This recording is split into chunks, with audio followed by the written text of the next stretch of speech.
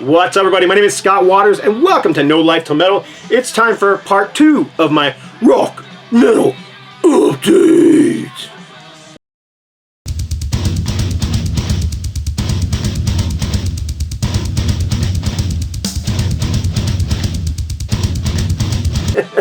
That's right. It's time for part 2 of my rock and metal update. It's going to be all 12-inch vinyl for October 2025, and I've got a little bit of everything in here. Some reissues, some classic stuff, some original pressings, some rock, some thrash, some death metal, even some prog, and a little bit of everything mixed into here. So I'm going to start off with a classic. This is No White. 1983, I believe this album came out. This is their first album, one of 3 albums before the band broke up. Kind of straddling a fence between thrash and traditional metal. Most people call them speed metal. They had a female vocalist whose name is Nicole Lee, who I believe was also the band's manager. This band, after releasing the 3 albums, broke up, and several members went on to form the classic thrash band Cyclone Temple. But in the meantime, they had this album and 2 that followed it.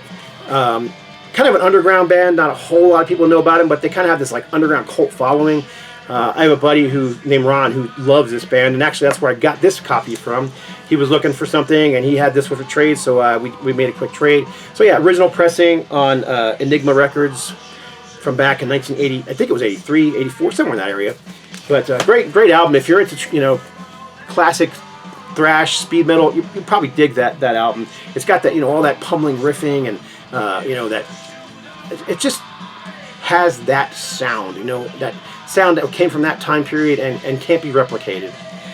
As with this is Silver Mountain. This also is an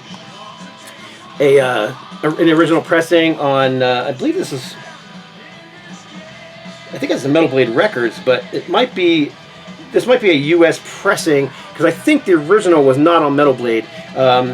This is definitely an old pressing, but gosh, I think Metal Blade formed in 82, 83, and this band releases from 83, so it's I'm not 100% sure, but in any case, here's a picture of the band on the back. But they're a Swedish heavy metal band formed in the late 70s, and they definitely have that classic 70s sound, but it also has the 80s recording vibe and the 80s feel to it. Heavily inspired by the likes of Deep Purple and Uriah Heep, that kind of the first wave of British heavy metal. That's the sound that inspires this. So if you're into that kind of thing, you'll probably dig Silver Mountain. Like I said, it's got a huge 70s vibe to it. So if you're expecting Snow White or something to that effect, it's not the case. Definitely has more of a 70s vibe to it. So but I love this album. Great album, classic. And I had this thing on CD forever, and just finally picked up a decent copy on vinyl for a decent price. They're kind of hard to find on vinyl. I don't know that it's being reissued or not, but it wasn't ultra expensive. You could probably pick up a copy for be about $30 or under, depending on the condition. Another one. This is actually on the New Renaissance label, Thrash compilation. Mostly underground thrash stuff. Maybe be a few on here that you might know. I got this one super cheap. The vinyl is in, it almost looks unplayed. The reason it was so cheap is, if you look closely up here in the corner, someone crunched this thing. They probably dropped it, and it got crunched on the corner. But it's a compilation, so I'm not all that worried about it. But the music is fantastic. So you got Anvil Bitch, who is definitely I don't say mainstream, but a band most people might know. Rabid, Defcon, Postmortem, Necrophagia, Blood Feast, who are put out 2 albums and an EP later on New Renaissance, and then of course they've recorded several more albums since then. Then we got Necropolis, Aggression, Hellwitch, Des Exalt, Warmark. I always have a hard time with that name. Warmack and War God. So there you go. So yeah, very much an underground thrash compilation from the 80s. I don't know what year this thing came out. Let's see if there's maybe a year on here. It's got to be like 87, I'm guessing. Nope, 86. I was off by a year. But yeah, worth picking up if you're like into the old school underground thrash stuff. Which is why I picked it up. Cool cover art too. It's got that kind of classic 80s feel. A lot of the New Renaissance stuff is kind of hard to find these days because they weren't, pressed up in abundance, and but like I said, I got that one cheap, so I'm not complaining.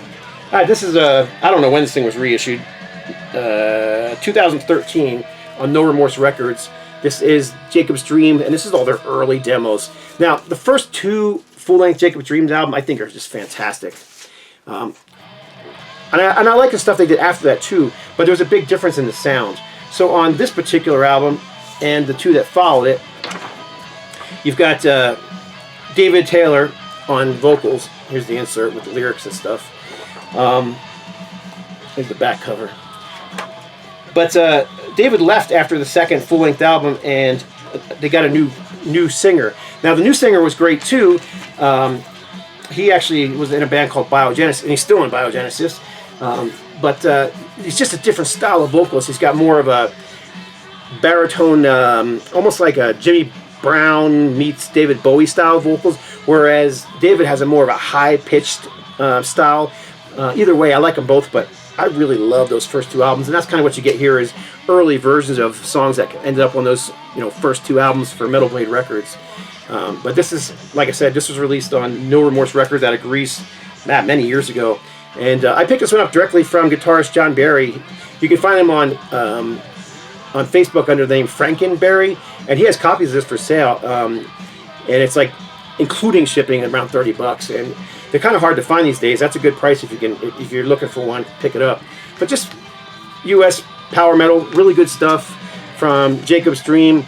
Oddly enough, I had just finished working on a vinyl reissue of their first album on Metal Blade and Brutal Planet Records, and also their third album, which it's called Drama of Ages. I actually have the CD here. I don't have the vinyl in yet, but this is the third album. And I just finished this one. This one is actually in, currently being pressed up, so those are going to be coming out soon. They're already for sale. You can get them at boonsoverstock.com, as well as the first album if you're looking for them. All right, this is 6 Feet Under, obviously a death metal band. And this is Graveyard Classics 3. I know people seem to love or hate this band. I see a lot more haters than I do lovers, but I kind of like them. They were never a speed for speed's sake band. They were never just we are the heaviest band ever, and down tuning, to Z minor. It wasn't about that, but they did have those, obviously it had the guttural vocals, but they had a lot of classic metal influences, which is what I liked about their sound, especially those first two albums. But I kind of think these Graveyard Classics albums are fun, especially Graveyard Classics Volume 1 and 2. Now, Volume 1 was only released on vinyl by a small label in Europe, and I don't have a copy of that one. But I was glad to finally get a copy of Graveyard Classics 2. This is on Back on Black Records. Of course, Chris Barnes is the vocalist here. Chris Barnes also sang for, people want to say Cattle Decapitation, but I know that's not right. Come on, Chris Barnes, that's ridiculous. I know this band inside and out. Anyhow, what you get on here is A Dangerous Meeting, which is Merciful Fate, Metal on Metal, Anvil, The Frayed Ends of Sanity, Metallica, At Dawn They Sleep, Slayer, Not Fragile. Fantastic BTO song. Not a hit for them, but man, one of their best songs. It's actually my favorite song from BTO. You get On Fire, Pounding Metal, which of course is Exciter, Destroyer, which is Twisted Sister, Psychotherapy, The Ramones, and Snap Your Fingers, Snap Your Neck from Prong. Yeah, I don't know. I just think they're fun. I love their kind of take on them. I also love, although they weren't on this particular album or the first one, they've also done other covers. They've done like Grinder by Judas Priest on one of their EPs. They did War Machine by Kiss on one of their albums, which I always thought. I remember actually wrote a review. It's still up on my website that I put up there in like 1999. I'm like, man, some death metal band needs to do a cover of War Machine. Well, some death metal band did, so very cool. But I like their cover albums. So Volume 2, it's all Back in Black, the whole album from front to back in a death metal style. It was fun listening to the first time, but it's not something I reach for very often. Whereas Volume 1 and Volume 3 I tend to listen to quite often. Oddly enough, much like Jacob's Dream, I just finished 3 6 Feet Under reissues for Metal Blade and Brutal Planet Records, including Graveyard Classics Volume 1, which is going to be released on vinyl. Now, I don't know the release date. I don't even know how it's coming out. It might actually be a record store day release. I don't know yet. But keep an eye out for that one if you're a 6 Feet Under fan, especially if you like the Graveyard Classics series. And it is getting remastered by Rob Caldwell, so that's fantastic. This thing finally made it in my collection. This is Iced Earth, Tribute to the Gods. Purposely put it right after Graveyard Classics because it's very similar in the fact that it's all cover songs. So you've got Creature of the Night by Kiss, Number of the Beast Maiden, Highway to Hell AC/DC, Burning for You, Blue Oyster Cult. Lizzie Borden also did Burning for You, and that's on their new release that just came out, Best of Lizzie Borden Volume 2. They did a exclusive track, and they do a cover of Burning for You. God of Thunder by Kiss, Dead Babies, Alice Cooper, Screaming for Vengeance, Judas Priest, Cities on Flames, Blue Oyster Cult, It's a Long Way to the Top, AC/DC, Black Sabbath by Black Sabbath, and Hallowed Be Thy Name. But yeah, I first bought this album, it was like in a box set. The only way you could get this tribute was originally in the box set. And I bought that box set and I listened to that tribute over and over and over again. And finally, a proper CD release was done a couple years later. And now finally you get a nice vinyl pressing of it. And it's kind of an odd packaging. So it's kind of like, first of all, it looks like this, but it actually opens like this. So it's sideways. And you can see everything is sideways. So it's actually supposed to be looked at like this.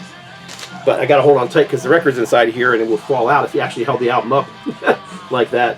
But yeah, kind of a fun layout. A little bit expensive if you ask me for a single record, but regardless, I'm glad to have it. It actually came in the sleeve with the sticker already on it, but it's got this other thing on the back that's like sticky. I had to put a piece of tape on it so it wouldn't stick to other stuff. But yeah, this is an old school Iced Earth. So you've got John Schaefer, of course, on guitar, and Matthew Barlow on vocals. Matthew Barlow and John Greeley are probably my two favorite Iced Earth vocalists. But Ripper Owens, they've had a ton of great vocalists. So anyhow, Tribute to the Gods, Iced Earth. And then also Iced Earth, this is the EP that just recently came out. This is Hell Rider. It's just 3 songs. It's single-sided, so you've got, first of all, you got a cool cover. But you get Prophecy, Birth of the Wicked, and The Coming Curse. They're all re-recorded versions of the songs recorded in 2007. And then the B-side, which I can't show you, is an etching. I'm not sure how well it'll show up on the screen, but we'll give it a shot. It does have a nice picture sleeve inside of it. But I've taken it out of the sleeve because those sleeves split and put it in a... So yeah, you've got this nice red, black, and yellow splatter. And then here's the back. Let's see. I'm not sure if I'm going to be able to get enough glare on it to... I don't know. Hopefully you guys can see there's an etching on there somehow. I'm trying to get maybe the ring light will help. Maybe not. I don't know if you guys can see that or not. But it's etched. And it says Iced Earth, excuse me, Hell Rider, and it's got a picture of 2, I don't know, demonic looking things with a walking stick. It's kind of cool. I really don't care about the etchings all that much. I mean, it's kind of nice when you have one-sided to give you something a little extra on there, but at the same time, it's, you know, all you're going to do is look at it that one time, and in my case, looking at it twice because I just showed it to you guys. But usually, you're not into like looking at the etchings on on vinyl. At least I'm not. I'm there to play vinyl. And this thing sounds great, and the new, was a great production, kind of a cool little limited edition EP. Grab it if you can, if you're an Iced Earth fan. All right, these are reissues too. So glad these finally got released on vinyl. Stupid expensive because they came from Melodic Passion Records, which I believe is in Sweden. And gosh, this is a double album. This thing was over $50. Thankfully, I was able to get one in a trade with a record company. But this is Vini Domini, Fall Babylon Fall. Epic kind of doom metal. It's like, imagine if Queensryche circa the EP and the Warning, imagine if they played heavy doom metal. That's kind of what you get here. So you got the melody, you got the clean vocals, you got the Jeff Tate style soaring vocals, but the music is much more heavy and majestic, not so much speedy, and very, very memorable. I mean, even the title track alone, Falling, falling is Babylon the Great. I mean, I can't even think of the song without thinking of the lyrics to the track. But the whole album is great. On top of that, you get a couple of bonus tracks on here. You get Visions, which was, I believe, the Japanese bonus track. You get In the Day of the Sentinel, the 2024 version, and you get Wisdom Calls 2024 version. And those are all on side D of disc 2. Really well done, nice packaging. The sound quality is good as well. And then their second album as well, Material Sanctuary. Both these covers are fantastic as well. I love the cover art. Rodney Matthews is just a master at this kind of stuff. And again, this is I believe this is a single. No, this is a double album as well. You also get the a bonus track on here on side D, which is called Jag. Oh man, I'm not gonna be able to pronounce that. Here you go. There's the track listing. I believe it's in Swedish, if I'm not mistaken. But Material Sanctuary. Material Sanctuary. I can't do his voice. His voice is so great. But yeah, another great, very much doomy, but epic and slightly progressive metal album. I mean, there's no doubting this is a great metal album. But yeah, 2 from Vina Domini, Melodic Passion Records. The only company in the United States that I know is carrying it is Boone's Overstock. They have copies online.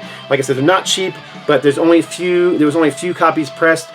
Black vinyl and white vinyl. Both of mine are black vinyl.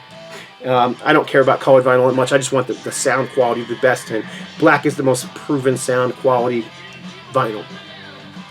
All right, 2 more to go. Oh, 3 more to go. Yeah, 3 more to go. Going for the, I don't know, prog instrumental album, Ozric Tentacles. I'm always looking for their stuff. This one I got super duper cheap. It was brand new. Picked it up on Amazon, but it was like, gosh, it was like nothing. And that's because it had a defect, as you can see on the top, maybe up there. A little bit of a crunch on the cover right there. I don't know how well you can see it, but because of that, it was still sealed. That was the only thing wrong with it. So I'm like, that's mine. I'm talking like 10 or 12 bucks. So yeah, and I love Ozric Tentacles. Very much a progressive band, always instrumental. Sometimes they'll use vocals, but it's never lyrics. It's more vocals used as an instrument. God, I could probably have about 12, 13, 14 other albums already, and I'm not even close to getting them all. These guys have been around since the 80s, and they're still cranking out music every year. So this is definitely mood music for me. But man, when I'm in the mood for these guys, there's nothing that touches Ozric Tentacles. Absolute brilliant stuff. And then we've got a reissue, and this is the new Deliverance, Weapons of Our Warfare reissue. This is a double album version, very different from all the other versions in that it's a gatefold. It's got a nice collage, it's got photos, and it's got lyrics over here. All the liner notes are there. Black polyline sleeves. It's got it's on what they call a Cookie Monster colored vinyl, which I'll show you here. Not sure how well that's going to show up, but it's actually really pretty. I'm not sure, how good that's showing up, but it depends on the light, man. Sometimes when you light this thing is really, really blue, but it's looking kind of like a light blue, sky blue on the video for me. But it's got 2 albums. It is all remastered, and it is remastered from the original source by Rob Caldwell, who did their last reissue of this one, but he redid it from scratch because he said he's got better equipment now, and the sound quality is amazing on disc 1. Now disc 2 is all stuff that had not been released on vinyl before. So you've got a song called Rescue, a track that was recorded for the album but was not put on the album.